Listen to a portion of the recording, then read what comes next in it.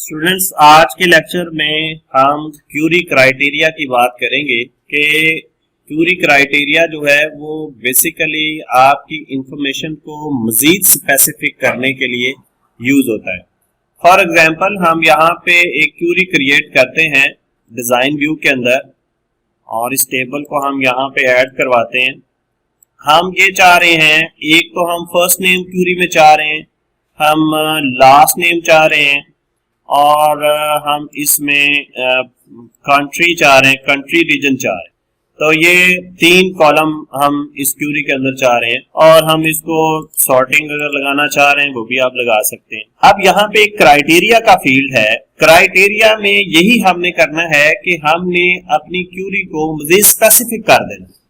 For example, ये country reason है, हम चाहते हैं कि हमारे वो कस्टमर हमारे सामने आ जाएं, उनके फर्स्ट नेम और लास्ट नेम आ जाएं जो पाकिस्तान से रिलेटेड है।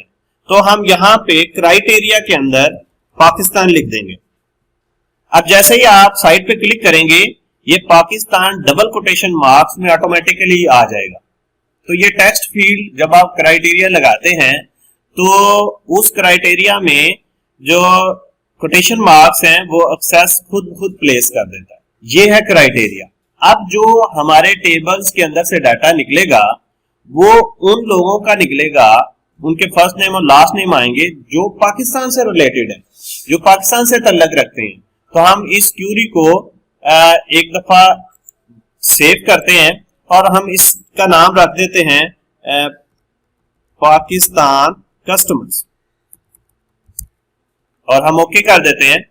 अब यहाँ पे जब मैं इस क्यूरी पे क्लिक करूंगा तो मेरे पास वो डाटा आएगा जो पाकिस्तान से रिलेटेड होगा। मैं यहाँ पे क्लिक करता हूं तो मेरे पास कोई डाटा नहीं आया क्योंकि हमारे इस डेटाबेस के अंदर पाकिस्तान से रिलेटेड कोई कस्टमर नहीं है।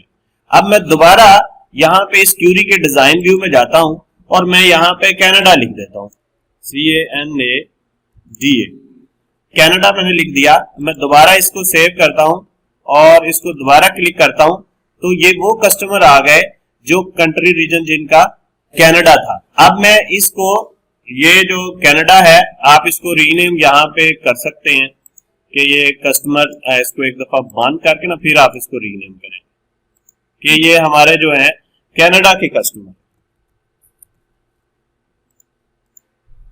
अब इसी तरह हम एक और क्यूरी लगाते हैं, या इसी क्यूरी को आप सेव एज भी कर सकते हैं कि आप इसको कॉपी करें यहाँ पे और यहाँ पे इसको पेस्ट कर दें और यहाँ पे आप इसका नाम रख दें कस्टमर्स